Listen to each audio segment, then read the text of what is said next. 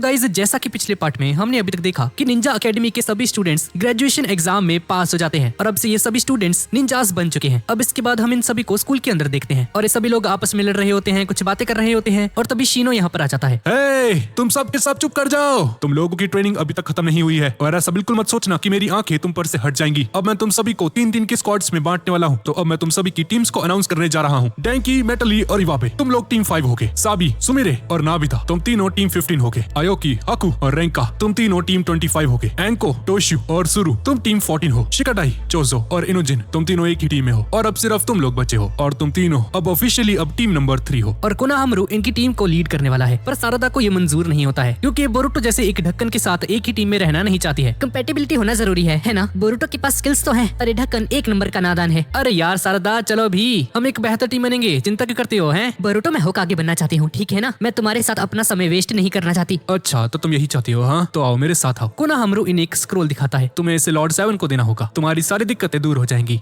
इस स्क्रोल को देने से दिक्कतें ठीक हो जाएंगी? ठीक है, आपका शुक्रिया। ये सभी लोग होकागे ऑफिस जाते हैं, पर शिकामारू इन सभी को अपने शैडो पोजीशन जुत्सु का यूज करके पर रोक लेता है। मैं सोच ही रहा था कि इतना शोर कौन मचा रहा है। तो ये तुम दोनों हो? हाँ शिकामारू सेंसे, हम लॉर्ड 7 के पास एक रिक्वेस्ट लेकर आए हैं। हाँ, इसने सही कहा, हम दोनों एक टीम में नहीं रहना चाहते। अरे यार, ये साकुरा और नारुतो की तरह क्यों लग रहे हैं? लॉर्ड 7 यहाँ पर नहीं है, मुझे माफ करना। और कहाँ गए हैं मैं उसके बारे में तुम्हें नहीं बता सकता। और शिकामारू यहाँ से चला जाता है और ये तीनों नारुतो को ढूंढने के लिए एक ब्रिज के पास चले जाते हैं। पर जैसे ही यहाँ पर पहुँचते हैं तो मिराई इन पर कुनहाइस फेंक देती है। पीछे हट जाओ, अनऑथराइज्ड लोग यहाँ पर अलाउड नहीं है। अरे मिराई जी, ये तो आप ही हैं। दरअसल मैं डैड से मिलने आया हूँ। बोरुटो मुझे ऑर्डर्स मिले हैं कि इस ब्रिज को कोई भी पार नहीं कर सकता। जैसे आए हो वैसे ही वापस चले जाओ। अच्छा, तो लगता है हमें जबरदस्ती आगे बढ़ना होगा। और जैसे ही बोरुटो आगे बढ़ने की कोशिश करता है तो ये ब्रिज हिलना शुरू कर देता है और इस मिराई ने इस ब्रिज के ऊपर कुछ ट्रैप्स लगा रखे थे और इस ब्रिज पर लगी कुनहाइस उस ब्रिज को काटना शुरू कर देती है और ये ब्रिज हिलना शुरू कर देता है। पर तभी मित्सुकी अपने स्नेक्स का यूज करके इस ब्रिज को पकड़ लेता है। बोरुटो किसी तरह से खुद को संभाल कर खड़ा होता है। ये गलत है, आपने पहले से ही ट्रैप्स बिछा रखे थे। तुम लोग तो बिना देखे ही मुझ पर हमला करने के लिए आगे आ गए। पता नहीं तुम लोग गैनिन्स कैसे बन गए। और मित्सुकी, इसे पकड़े रख, इसको तो मैं देखता हूँ। मिराई भी आगे बढ़कर बोरुटो पर हमला करती है और ये दोनों आपस में लड़ना शुरू कर देते हैं। सारदा भी अपनी शारिंगन का यूज करके उसके अटैक्स को देख रही होती है। बोरुटो शैडो क्लोन जुत्सु का यूज करने लगता है, पर तभी सारदा चिल्लाती है, बोरुटो पीछे हट जाओ। और तभी मिराई सारदा के ऊपर आकर हमला कर देती है। जंप करके सारदा के पीछे जाती है। मुझे नहीं पता था कि तुम्हारी शारिंगन जाग चुकी है। और मिराई इसे एक गेंजुत्सु के अंदर डाल देती है। बोरुटो मिराई से लड़ना शुरू कर देता है, पर मिराई इस बोरुटो और सारदा को एक किक मारती है और ये दोनों पीछे जाकर गिरते हैं। मैं तुम्हें आखिरी बार समझा रही हूँ, ये सब बंद करो और अपने घर जाओ वापस। ये ठीक नहीं है, मैं उसकी कोई भी कमजोरी को नहीं देख पा रही हूँ। और तभी कोनोहामारू भी यहाँ पर आ जाता है। अच्छा, तो ये तुम्हारी ही टीम है? हाँ मिराई, थोड़ा आराम से, तुम्हारी टीम बहुत ज्यादा वीक है, तुम लोगों को वापस चले जाना चाहिए। और तभी मित्सुकी को रियलाइज हो जाता है कि बोरुटो सारदा पर कुछ ज्यादा ही रिलाई कर रहा है और सारदा अपनी शारिंगन पर, और ये दोनों आपस में सिंक करके नहीं लड़ रहे। हाँ मैं समझ रहा हूँ। क्या तुम थोड़ी और देर तक इस ब्रिज को होल्ड कर सकते हो मित्सुकी? चलो सारदा। अच्छा, तो तुम अभी भी हार नहीं मानने वाले? हाँ, मुझे तुम्हारी फाइटिंग स्पिरिट पसंद आई। बोरुटो शैडो क्लोन जुत्सु बनाता है और उस पर हमला करता है और नीचे से इसके 2 शैडो क्लोन्स ब्रिज के नीचे से जाकर मिराई के पीछे जाकर खड़े हो जाते हैं। सारदा शूरिकेन्स फेंकती है पर ये बोरुटो को ही लग जाती है। क्या बात है, पर ये काफी नहीं। सारदा इस पर फिर से कुनहाइस फेंकती है और मिराई बोरुटो से अपना हाथ छुड़वा कर पीछे की तरफ जाती है, पर इस ब्रिज की लकड़ी बहुत ज्यादा कमजोर होती है जिसकी वजह से वो लकड़ी टूट जाती है जिस पर अभी मिराई खड़ी है। और तभी बोरुटो का हाथ नीचे से आता है और उसका पांव पकड़कर उसे नीचे गिरा देता है और तभी ऊपर से कोनोहामारू एक रस्सी फेंकता है और मिराई को पकड़ लेता है। सारदा, बोरुटो, बहुत अच्छा काम किया तुमने। अपना एक क्लोन नीचे छुपा कर रखना, वो भी लड़ाई के एंड तक। क्या बात है। अब इसके बाद कुछ शिनोबिस यहाँ पर आकर उस ब्रिज को बांधने लगते हैं और ये चारों आपस में कुछ बात करते हैं। कोनोहामारू सेंसे, आपको पता था ना अगर हम होकागे से मिलने जाने वाले हैं तो हमें मिराई का सामना करना होगा? कितने मीन हो आप कोनोहामारू सेंसे। एक टीम बनाना बहुत आसान होता है, एक गैनिन बनना कोई आसान काम नहीं। तो सारदा, तुमने क्या डिसाइड किया? क्या इस स्क्रॉल को तुम सबमिट करना चाहती हो? सारदा सोच में पड़ जाती है। सारदा, क्या तुम सच में मेरे साथ टीम वर्क नहीं करना चाहती? वैसे अगर तुम मेरी टीम में हो तो मुझे बहुत खुशी होगी। ठीक है। अब थोड़ी देर बाद शाम हो जाती है और सारदा, बोरुटो और ये सभी लोग नारुतो से मिलते हैं। अरे बोरुटो, यहाँ पर आने की इजाजत तुम्हें नहीं है। और सारदा नारुतो से अपील करती है कि इनकी टीम को टीम 7 का नाम दिया जाए। कोनोहामारू भी यहाँ पर आ जाता है। जी लॉर्ड होकागे, मैं भी इनके साथ हूँ इसमें। लॉर्ड होकागे, हम टीम 7 को इनहेरिट करेंगे और उसे और बेहतर बनाएंगे। ठीक है, तो अब से तुम सभी लोग ऑफिशियली टीम 7 के 3 मेंबर्स हो। और इस तरफ हम मिराई को देखते हैं जो कि उस ब्रिज से अभी तक लटकी हुई है। हेलो, है कोई? ओए, मुझे यहाँ से निकाल दो भाई, एनिमेटी की वीडियो आने वाली है भाई। हेलो, है कोई? अब इसके बाद हम देखते हैं कि शिकामारू आने वाले चुनिन एग्जाम्स की तैयारी शुरू कर देता है। और इस तरफ हम कुछ लुटेरों को देखते हैं जो कि सोना चुरा कर एक माइन के अंदर घुस जाते हैं। इस माइन की टनल्स बहुत सालों से यूज नहीं हुई है, हम इसका इस्तेमाल कर सकते हैं इस सोने को चुराने के लिए। पर तभी इन सभी को एक अजीब सा मॉन्स्टर दिखाई देता है जिसे देखकर ये सभी लोग डर जाते हैं और यहाँ से भाग जाते हैं। और इस तरफ बोरुटो, सारदा और मित्सुकी एक मिशन कंप्लीट करके आते हैं। अब अगले दिन कोनोहामारू इन सभी को असेंबल होने के लिए बोलता है और इन सभी को बताता है कि एक ट्रेन को लूटा गया है और सभी के सभी लुटेरे भाग चुके हैं। और कोनोहामारू को लगता है कि वो जो लुटेरे हैं वो इन माइंस के टनल्स के अंदर छुपे हुए हैं और अब इन सभी को वहाँ पर जाकर उन्हें ढूंढना होगा। और इस तरफ होकागे ऑफिस के अंदर नारुतो हमें कागुया के तीसरे बचे हुए अवशेष का पता चल चुका है और एक रूम के अंदर हम उसी साइन को देखते हैं जो कि कागुया से रिलेटेड है। और नारुतो डिसाइड करता है कि ये खुद वहां पर जाकर उस रूम को इन्वेस्टिगेट करेगा, क्या पता उसके अंदर व्हाइट ज़ेत्सूज़ हो। और इस तरफ टीम 7 उन माइंस को इन्वेस्टिगेट करने के लिए उसी लोकेशन पर पहुंच जाती है जहाँ पर वो माइंस है और एक ओल्ड मैन से मिलते हैं। वो चोर जिसे तुम पकड़ना चाहते हो वो हमारे पास खुद ही चलकर आ गया, उसने खुद को हमारे सामने सरेंडर कर दिया। और जेल के अंदर हम उसी चोर को देखते हैं जो कि बहुत ज्यादा डरा होता है। वह किसी को नहीं छोड़ेगा, सब लोग मारे जाओगे। तुम्हारी गैंग का क्या हुआ और तुम अकेले यहाँ पर कैसे आए? तुमने सरेंडर क्यों किया? मेरी सारी गैंग को उसने मार दिया, कोई जिंदा नहीं बचेगा। मुझे पता है वो मुझे भी मारने के लिए आएगा। उस मॉन्स्टर ने मेरी पूरी गैंग को मार दिया, वो तुम्हें भी जिंदा नहीं छोड़ेगा। लगता है मुझे खुद ही उस माइन में जाकर इन्वेस्टिगेट करना होगा। वो व्हाइट कलर का मॉन्स्टर है, वो तुम्हें मार डालेगा। ये सभी लोग उस माइन के बाहर आ जाते हैं। सभी लोग सावधान रहो। ये सभी लोग उस केव के बीचों बीच आ जाते हैं और तभी मित्सुकी को उस गुंडे के साथी लुटेरों की डेड बॉडीज मिलती हैं और कुछ फुटप्रिंट्स भी दिखाई देते हैं जो कि नॉर्मल इंसानों के फुटप्रिंट से बहुत ज्यादा बड़े होते हैं। ये सभी उसका पीछा करते हैं और देखते हैं कि एक स्टोन के ऊपर वैसा ही एक मार्क बना हुआ है जो कि कागुया से रिलेटेड हो सकता है। और तभी अचानक से बहुत खतरनाक आवाजें आनी शुरू हो जाती हैं। सभी सावधान हो जाओ। और जैसे ही कोनोहामारू ऊपर देखता है व्हाइट ज़ेत्सू पर ये यहाँ पर क्या कर रहे हैं? और देखते ही देखते व्हाइट ज़ेत्सू इस पर हमला कर देता है। ये हम पर हमला क्यों कर रहा है? बोरुटो, ये व्हाइट ज़ेत्सू है। एक मिनट, क्या ये वही व्हाइट ज़ेत्सू है जिससे हमारे dad fourth great Ninja war के दौरान फाइट किए थे? हाँ ये वही है, पर मैंने कभी इसे इस रूप में नहीं देखा। मैंने कभी भी इसके 3 मुंह नहीं देखे थे। व्हाइट ज़ेत्सू इन पर लाइटनिंग जुत्सु का यूज करके हमला करता है और उसके बाद फायर स्टाइल जुत्सु से और इसके बाद विंड स्टाइल से भी। ये व्हाइट ज़ेत्सू 3 तरह के चाकरा का यूज कर सकता है। कोनोहामारू अकेले ही इससे लड़ रहा होता है। सारदा व्हाइट ज़ेत्सू के ऊपर कुछ कुनाइस को फेंकती है और एक कुनाई से सीधा जाकर उसकी गर्दन पर लगती है और बोरुटो कूद कर उस कुनाई को उसके अंदर घुसा देता है। क्या ये काम किया? और तभी व्हाइट ज़ेत्सू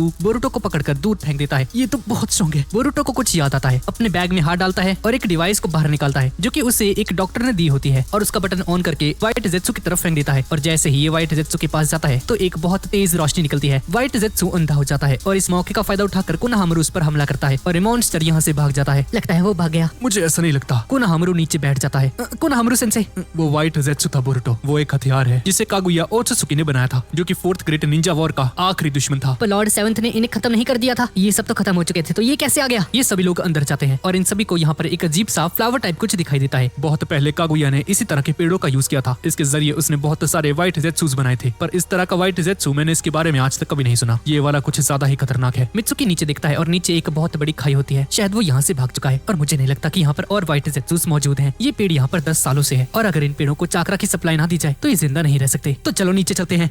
नहीं बोरुटो, ये मिशन अब तुम्हारे लिए खतरनाक साबित हो सकता है। तुम सभी यहीं पर रहोगे और अब इस मिशन को मैं ही कंप्लीट करूंगा। मैं चाहता हूँ कि तुम सभी लोग वापस विलेज जाओ और इसके बारे में रिपोर्ट करो। बोरुटो, तुमने 4th ग्रेट निंजा वॉर को नहीं दिखाए। तुम्हें नहीं पता है कि जो चीजें कागुया ओत्सुकी के साथ रिलेटेड है वो कितनी ज्यादा खतरनाक हो सकती हैं। कागुया एक भगवान की तरह स्ट्रॉन्ग है, उसकी ताकत को नापा नहीं जा सकता। तुम सभी को वापस जाना होगा और ये एक ऑर्डर है। और कोनोहामारू नीचे जाने लगता है पर तभी सारदा कोनोहामारू को रोकती है और बोलती है कि हो सकता है कि अगर ये लोग वापस विलेज की तरफ जाएं और दूसरे रास्ते से बाहर निकलें तो वो मॉन्स्टर इन पर ही हमला कर दे और इन तीनों की सेफ्टी के लिए इन्हें इसके साथ ही रहना चाहिए।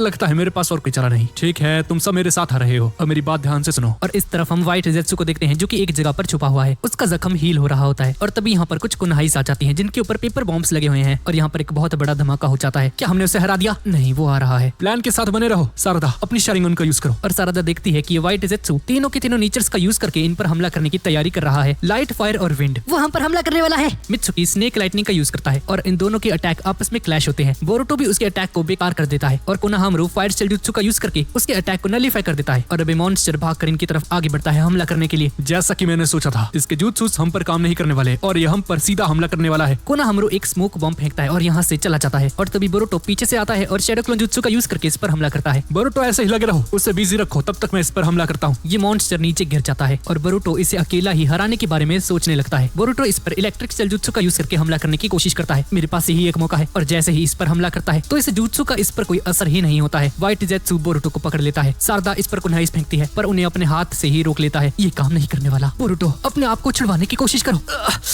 मुझसे नहीं हो रहा। कोनोहामारू बोरुटो को बचाने के लिए आगे बढ़ता है पर व्हाइट ज़ेत्सू इस पर हमला कर देता है फायर स्टाइल जुत्सु का यूज करके। मित्सुकी अपने हाथों को लंबा करके व्हाइट ज़ेत्सू को पकड़ लेता है और मॉन्स्टर बोरुटो को छोड़ देता है और एक रासेंगन बनाकर इस पर हमला करता है और इस रासेंगन की वजह से इसके छोटे छोटे टुकड़े हो जाते हैं और व्हाइट ज़ेत्सू मारा जाता है। बोरुटो नीचे बैठा होता है और बहुत ज्यादा निराश होता है। बोरुटो एक फ्लैशबैक को देखता है। कोनोहामारू को पता था कि ये हमेशा कुछ न कुछ गड़बड़ कर देता है, इसलिए इसने पहले ही इसे कहा था कि अपनी पावर को ओवर एस्टिमेट मत करे, लेकिन फिर भी इसने इसकी बात नहीं मानी और अकेला ही इस पर हमला करने के लिए आगे बढ़ गया। अभी सभी लोग आगे चलने लगते हैं और देखते हैं कि सामने बहुत सारे कोकून्स पड़े हुए हैं। इन्हीं के अंदर व्हाइट ज़ेत्सूज़ प्रोड्यूस होते हैं। उनमें से एक नीचे गिर जाता है। लगता है ये सभी डिकम्पोज हो चुके हैं। चलो आगे चलते हैं। आगे आगे चलकर रुक जाते हैं। इस बैरियर के दूसरी तरफ और व्हाइट जेत्सूस भी हो सकते हैं। कोनोहामारू रासेंगन का यूज करके इस बैरियर को तोड़ देता है और सामने देखता है कि एक और व्हाइट जेत्सू इनके सामने आ चुका है, पर इसके पीछे ब्लैक फ्लेम्स होती हैं और व्हाइट जेत्सू मर जाता है। अमातेरासु, इस आग को टच मत करना। और सामने जाकर देखते हैं कि बहुत सारी ब्लैक फ्लेम्स होती हैं। ये अजीब सी ब्लैक फ्लेम्स क्या है? ये अमातेरासु है। ये सुनकर सारदा शॉक हो जाती है। ये अमातेरासु क्या है? लगता है ये सब कुछ सास्के ने किया है। इन फ्लेम्स को सिर्फ सास्के ही कंट्रोल कर सकता है। जिस चीज पर भी ये फ्लेम्स गिरती हैं, उसे पूरी तरह से तबाह करके ही मानती हैं। और सभी व्हाइट जेत्सूस जल रहे होते हैं। लगता है सास्के ने सभी को अकेले ही मार दिया है। लगता है मुझे अब तुम्हें सब कुछ बताना ही होगा। सास्के एक बहुत ज्यादा खतरनाक मिशन के ऊपर गया है। कागुया ओत्सुकी के रिगार्डिंग सभी की सभी चीजों को ट्रैक कर रहा है। हाँ, उन्होंने मुझे कहा था कि एक बहुत ही ज्यादा इंपॉर्टेंट मिशन है जो कि सिर्फ वही कर सकते हैं। सास्के के पास रेनिगन की ताकत है और टाइम और स्पेस को यूज करके कहीं भी ट्रैवल कर सकता है। वो यहाँ से कब का जा चुका होगा। वाह, कितने औसम है। 7th होकागे के मुकाबले का है सास्के।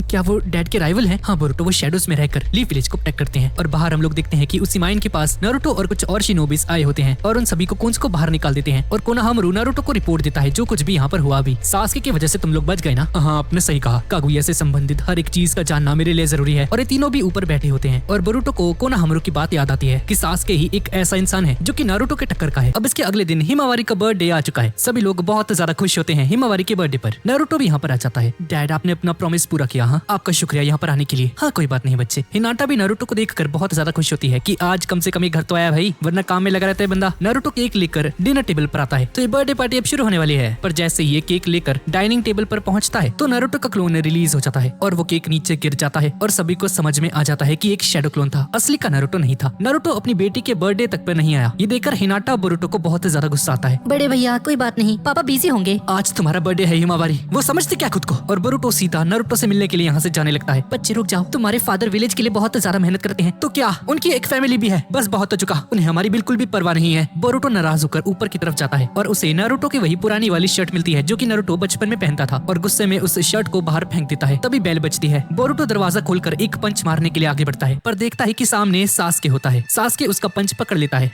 माफ करना, मुझे लगा आप पापा हो। अच्छा, तो तुम नारुतो के बेटे हो। हाँ, तुम्हारा नाम क्या है? मेरा नाम बोरुटो उज़ुमाकी है। बोरुटो, क्या हो रहा है? अरे सास्के, कैसे हो? हाँ हिनाटा, कैसे हो? क्या नारुतो घर पर है? नहीं, दरअसल वो भी होकागे ऑफिस में है। बोरुटो सास्के को देखकर हैरान हो जाता है। परेशानी के लिए माफी चाहता हूँ और वापस चला जाता है। अच्छा, तो ये है सास्के उचिहा। हाँ, बोरुटो गुस्से में नारुतो के पीछे जाने लगता है। मैं उन्हें नहीं छोड़ूंगा। बोरुटो रुक जाओ। लेकिन सास्के इसे पकड़ लेता है। ये क्या कर रहे हैं? छोड़िए मुझे। तुम्हारी मॉम ने तुम्हें कहा ना रुक जाओ, आप अपने काम से काम रखिए। तभी सास्के यहाँ से चला जाता है और बाहर जाकर नारुतो की वही पुरानी वाली शर्ट को देखता है जो कि बोरुटो ने खिड़की से नीचे फेंक दी थी। और इस तरफ होकागे ऑफिस के अंदर नारुतो बैठा होता है। यार, मैंने फिर से गड़बड़ कर दी। नारुतो, क्या हुआ तुम्हें? मैंने हिमावारी का बर्थडे खराब कर दिया। अरे यार, तुमने शैडो क्लोन को तो नहीं भेज दिया था? हाँ शिकामारू, मैंने कहा था ना तुम्हें कि आज घर चले जाना। पर ऐसा पॉसिबल ही नहीं है यार। अभी भी हमें चुनिन एग्जाम की तैयारी करनी है और उसके बाद वो व्हाइट जेत्सू वाला मामला भी। 4th ग्रेट निंजा वॉर को 10 साल हो चुके हैं और अब अचानक से वो सभी लोग नजर आने लगे हैं। ये चीज मुझे बहुत परेशान कर रही है। और तभी सास्के भी यहाँ पर आ जाता है और नारुतो के पास एक स्क्रोल फेंकता है। ये गिफ्ट कागुया के पहले से आया है। सास्के, कैसे हो? नारुतो उस स्क्रोल को खोलकर दिखता है। अच्छा, मैं समझ गया। नारुतो, क्या लिखा है इसमें? मुझे नहीं पता, लेकिन फीलिंग आ रही है कि कुछ बुरा होने वाला है। हाँ, मैं इसे अपनी रेनिगन के साथ भी नहीं पढ़ पाया।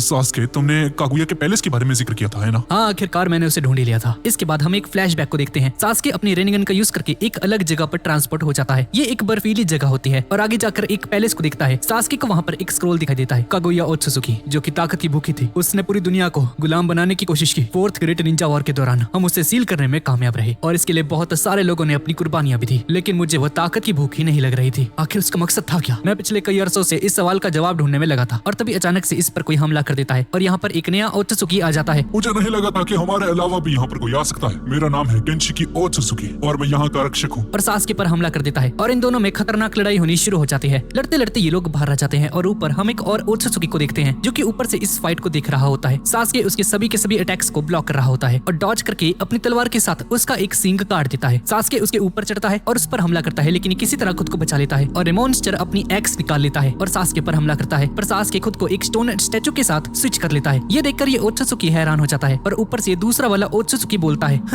तुम बहुत लापरवाह हो, ये तो एक रेनिगन है, बताओ मुझे यहाँ पर क्या ढूंढने आए हो? और कागुया ओत्सुकी कहाँ पर है? तो तुम्हें नहीं पता? हाँ, अब वो इस दुनिया में नहीं रही। क्या तुम्हें और क्या क्या पता है? किंजी आगे बढ़कर सास्के पर हमला करता है और सास्के मौके का फायदा उठाकर यहाँ से भाग जाता है और खुद को टेलीपोर्ट करके किसी दूसरी लोकेशन पर चला जाता है और उस स्क्रोल को लेकर सीधा होकागे ऑफिस आता है। अब इसके बाद हम वापस से प्रेजेंट में आ जाते हैं और ये कहानी सुनकर नारुतो और शिकामारू हैरान हो जाते हैं। ओत्सुकी? हाँ, वो खुद को यही बुलाते हैं, इसमें कोई शक नहीं। वो भी उसी क्लैन के मेंबर्स हैं जिस क्लैन से कागुया ओत्सुकी थी। ये तो बहुत बड़ी दिक्कत है। क्या ये एक नई जंग की शुरुआत है? नहीं शिकामारू, हम हमें इसके बारे में अभी नहीं पता, लेकिन हमें सावधान रहना होगा। हम एक और जंग बर्दाश्त नहीं कर सकते, बिल्कुल भी नहीं। सासुके नारुतो को उसकी पुरानी वाली जैकेट देता है। ये तुम्हें कहाँ से मिली? हाँ, ये मुझे रास्ते में मिली, तुम्हारे घर के पास पड़ी हुई थी। अच्छा, समझ गया मैं। और मैं तुम्हारे बेटे से भी मिला, बिल्कुल तुम्हारी ही तरह है, जब तुम छोटे हुआ करते थे। नहीं यार, वो मेरे जैसा नहीं है, काफी हद तक तुम्हारे जैसा है। नहीं, मुझे लगता है वो हम दोनों से अलग है।